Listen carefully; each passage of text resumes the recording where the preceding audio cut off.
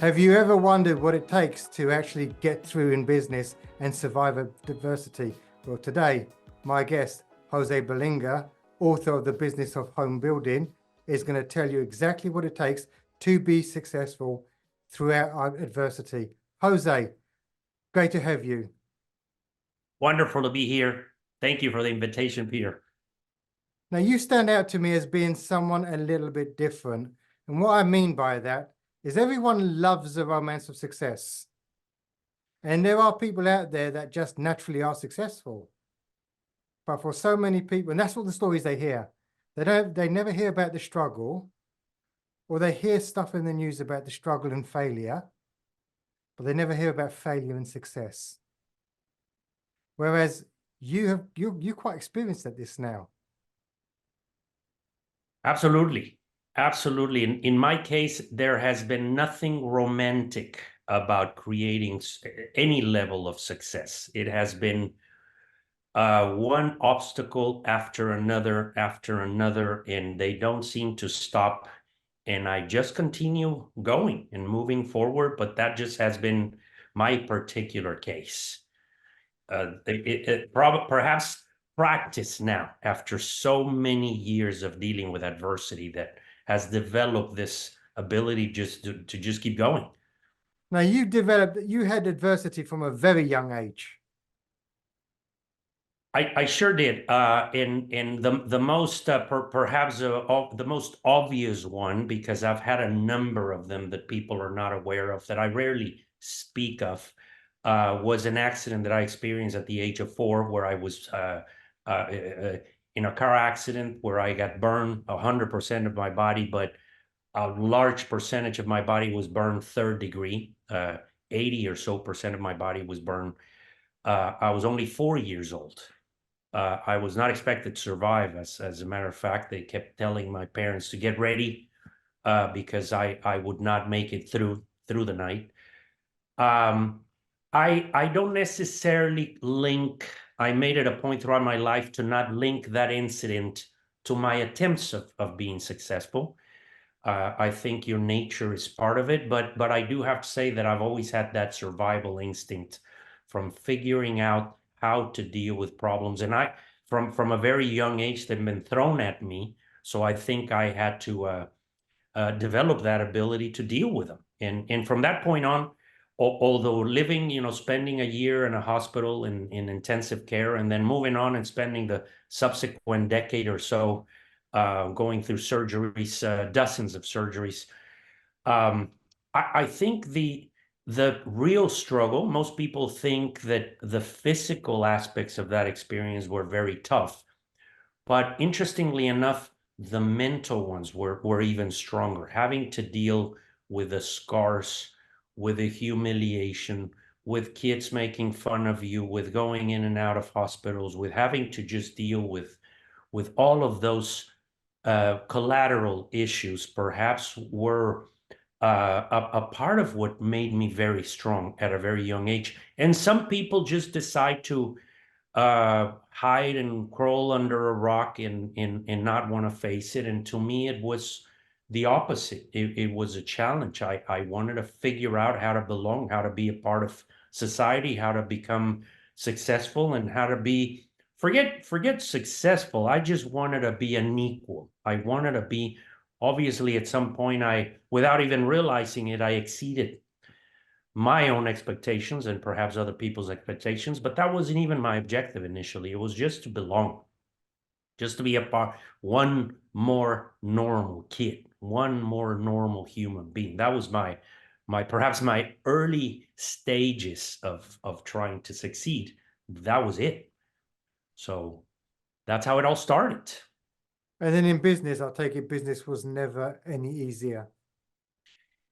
No. My personal journey has been extremely difficult. And I do attribute the persistence and the hard work.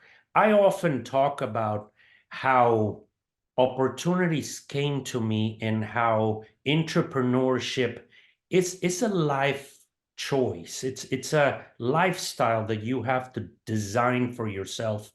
and determine whether you are the type of personality that can deal with not only the adversity and the problems that come with it, but the uncertainty. Because going on your own, starting your own business has a high level of unknowns. You don't know where the world is taking you. You don't know if you're going to make it through the day. You have to carve that destiny and that future. But I don't know if it was ambition that got me started or the fear of putting my destiny and my future in somebody else's hands, perhaps a combination. So I don't know what was more scary to me. And that's part of the nature that some entrepreneurs have. I don't know if it was I get this question asked very often. Wasn't it scary, or how do you deal with a fear of going on your own and starting your business and building something and walking away from a job or walking away from stability? And part of it is measuring the levels of fear of one versus the other. I think my fear of depending on someone else to create that path of where I'm headed was scarier than the unknown of me creating that future. So I decided to rely on me. Even on my early attempts, I always say that, and I'm going to be more honest about this, I didn't necessarily always want to be an entrepreneur, although I was always curious and I wanted to create things and build things. But I also consider the possibility of perhaps relying on a paycheck because it was easier and safer. But even the early processes, the early stages of going into an interview, I began my career when diplomacy and political correctness didn't exist. Even the way I was treated in my early interviews, the way I was looked at, the kind of questioning I received. Hey, they even asked me about my scars and if they would be an impediment in my ability to operate. I mean, I went through such a tough period in my earlier years trying to depend on these jobs or these outside opportunities that became more fearful to me than actually going on my own. And perhaps that built a little bit of confidence in me saying, no, I'm gonna rely on myself, and I'm gonna come up with a way of building something and creating my own opportunities. So, and from that point on, it didn't mean that it just worked right away.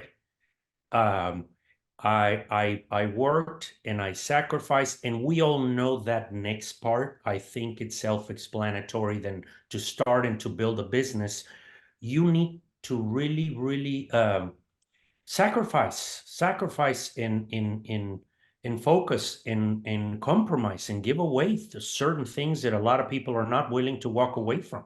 You know, I So wish that people would be more honest, especially in schools.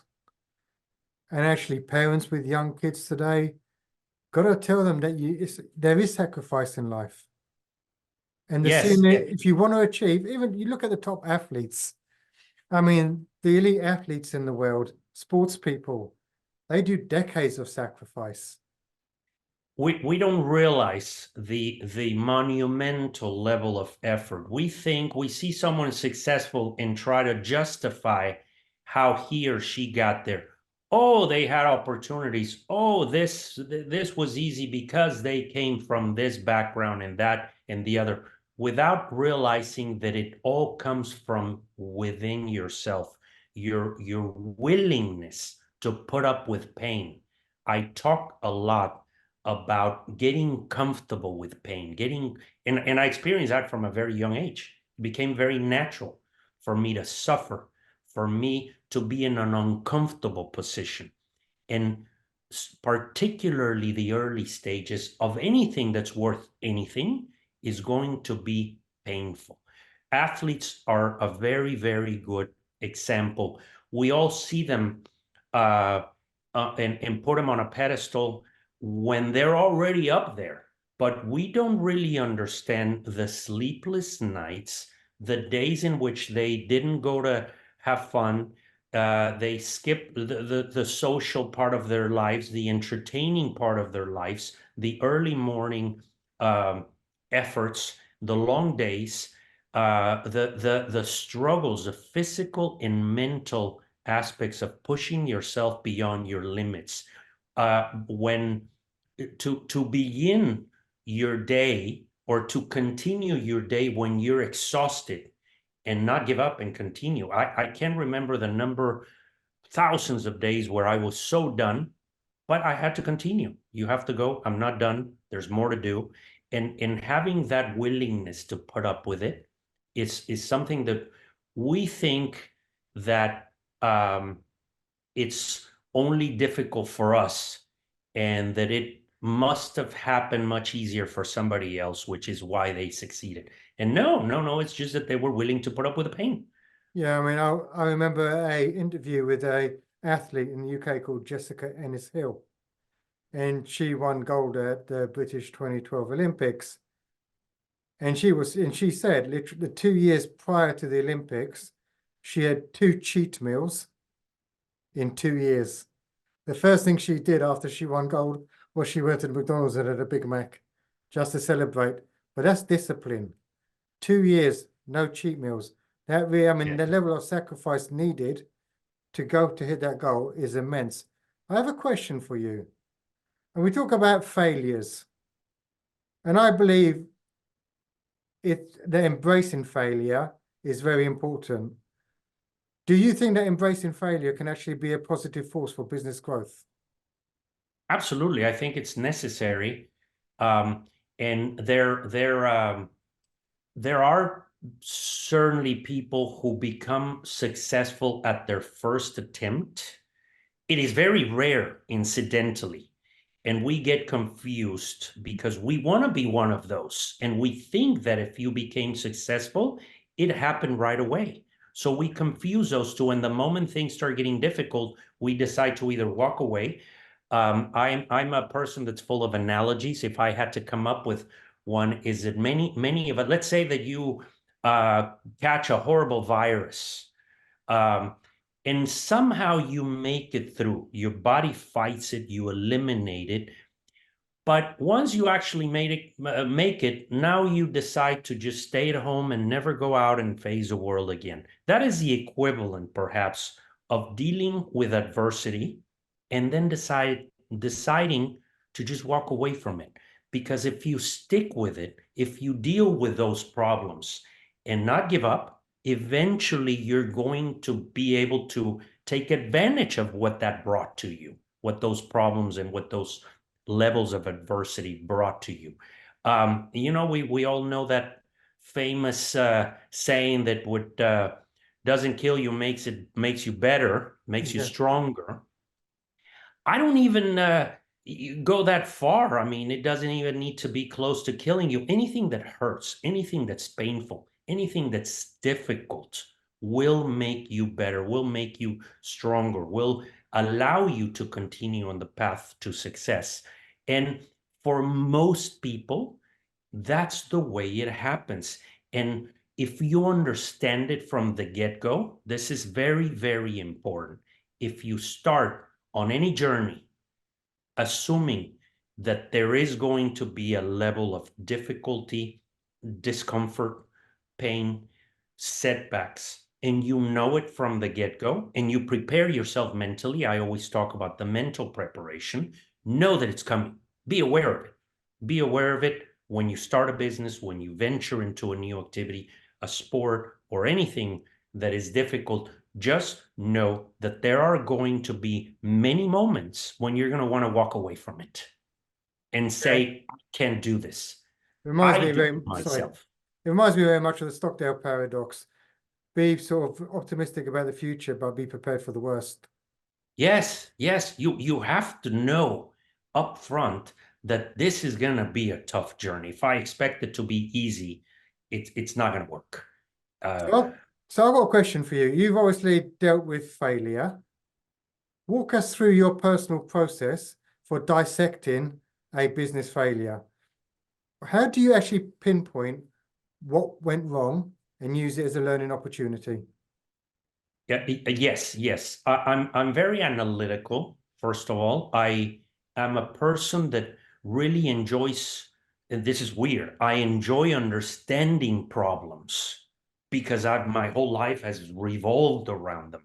So I've spent a lot of time going to the roots of what created the setback. Most people just fix it and move on, and as a result, we don't learn from problems. I like to document, dissect problems, understand where they came from, how they occurred, and how do I prevent them from happening again. Because every economic cycle, every business, every company will have a number of problems, but they're all different and they come at you from different directions. And there's never one circumstance that's alike. Even economic cycles come about for different reasons. So I like to understand them, because you cannot make educated decisions on how to resolve things and how to make progress within your company if you don't understand what's happening. So that is one of them. In just having the focus of putting everything aside and devoting it to making things better within your business, within your activities. So yes, that's part of my process, is just knowing that I have to become, every time that I face these setbacks, that I have to gradually become better at them. And interestingly enough, you develop the ability to address problems. So your brain starts getting very, very equipped with dealing with the things that get thrown at you on daily basis. They also almost become a second nature. So it develops your ability to grow. Okay. So talking about growing, how do you differentiate between a learning experience and a critical error requiring a major course correction? Well, there are errors that were created by your lack of focus, by your lack of experience, by your lack of having the right team. So they're internally created, and Right. those are fixed by improving your processes, by restructuring the way that you do things, by selecting the right person for the right position, by you almost doing the same, understanding the way that you approach your business and the way that you run your organization. The other example are the ones that were not caused by you, the outside components, like a change in an economy, new competitors, new circumstances within the market, the media, things that occur in the world that can change your particular business. Those you couldn't have forecasted. You No. couldn't have planned for them. They were outside of your control. And you have to be open-minded. A lot of us as entrepreneurs, as leaders, are a little bit stubborn and square-minded, and we have one way of doing things, and we want things to go in this particular direction without understanding that we need to pivot sometimes. And in the business world, you have to be very agile, very open-minded, and know that if things come to you that had not occurred before, you have to make adjustments. Even as technologies are being modernized, many businesses became obsolete because of their unwillingness to adapt and to know that there are ways of doing something better. You cannot get stubborn in the business world. We're seeing a lot of that now because there's been such a huge advancement in technology, especially with AI. You're seeing so many people just being left behind, and it's that stubbornness that stops them from moving forward. Yeah, things are moving at the fastest pace that I've seen in my whole career. And you have to become part of that change, that part of that innovation in the business world, or you get left behind. So again, I mean that's for many, that's an element of fear. And you touched on fear earlier. How can entrepreneurs overcome the fear of failure that often holds them back from taking necessary risks? Because that's something that you've managed to overcome. I have many ways of dealing with it, because even as a seasoned entrepreneur and someone who has gone through this many times, walking into a bad situation, into a bad economy, into a changing environment, it's still a little bit scary to me, believe it or not. That doesn't go away.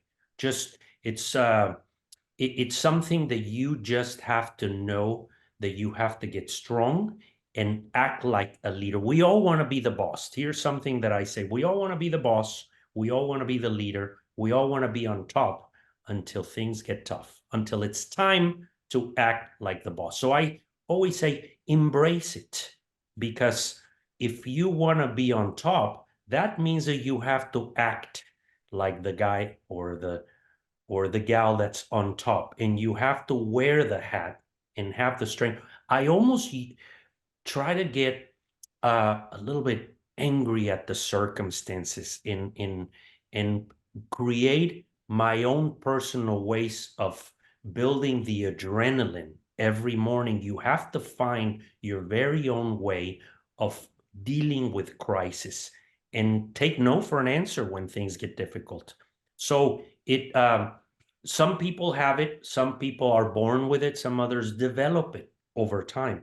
But you just have to find that strength and that faith, which is not always easy. But that's how I deal with it. I mean, even if and again, I do still feel it. Believe me, there are mornings that I don't want to get up and deal with certain things that are going on, or I can go to sleep for a number of reasons and a number of issues that I'm encountering throughout the process.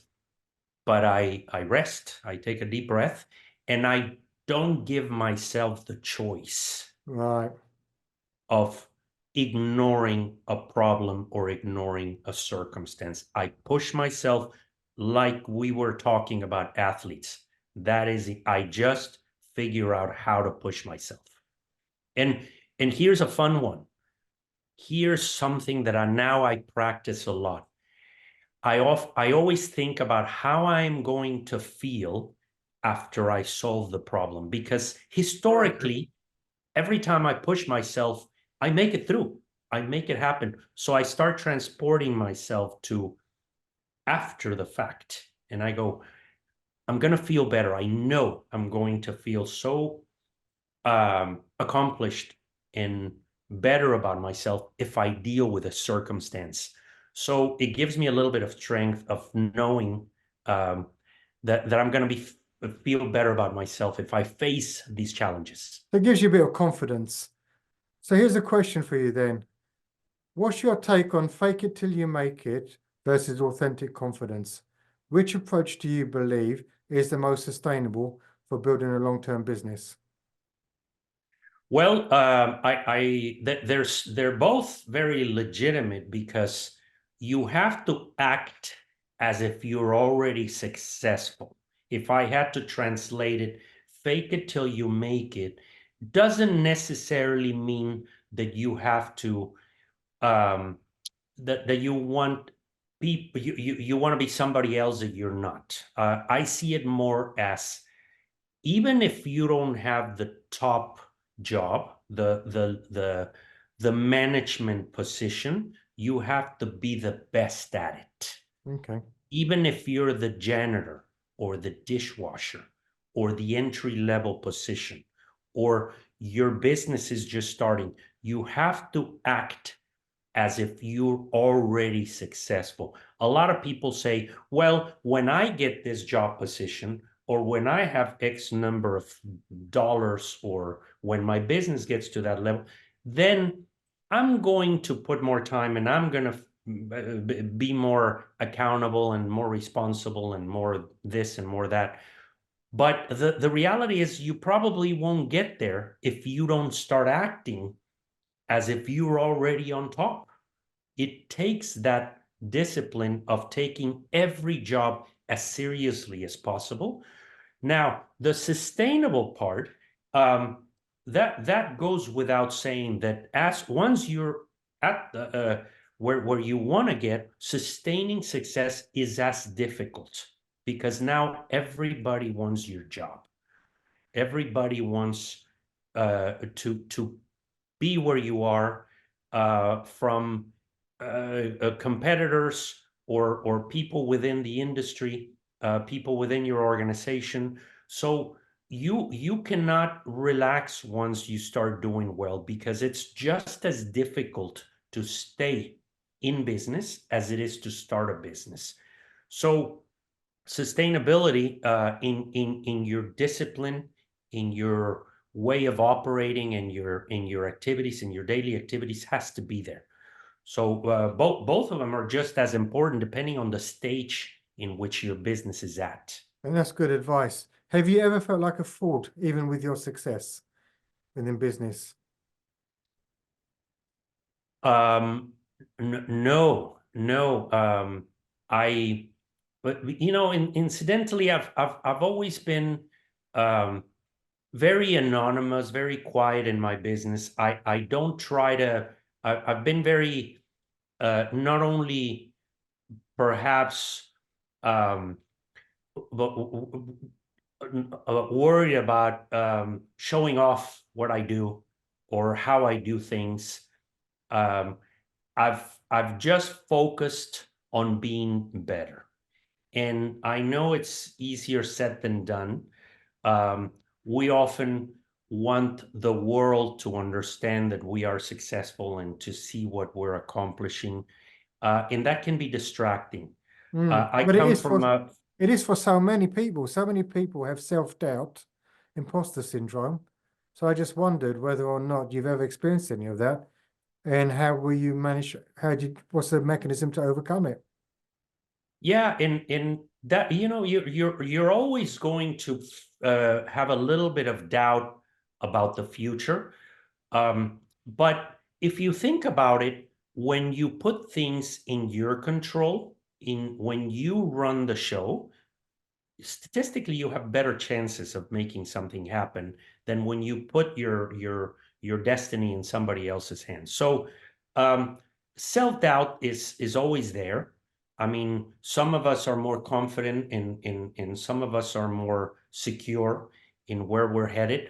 That also has to do with planning. This is something else that I also talk a lot about. You cannot, most entrepreneurs are operate with gut feeling. They just go out there and do things without doing the proper planning, the proper research. I'm big on having a very strategic plan on how you're going to get to where you want to get. Part of it, we understand that it's hard work and discipline, but knowing where you want to get to is just as important.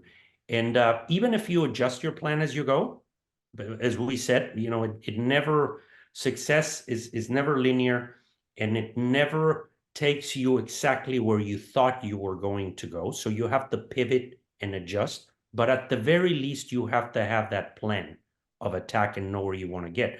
And the more you have that clarity of where you see yourself in a year or 5 years, the better you have chances of getting there. The more probabilities you have that you're going to get where you want to get. As if you just say, I just want to do better, without that specific plan of attack. So what would be your top 3 tips for entrepreneurs tuning into today's episode?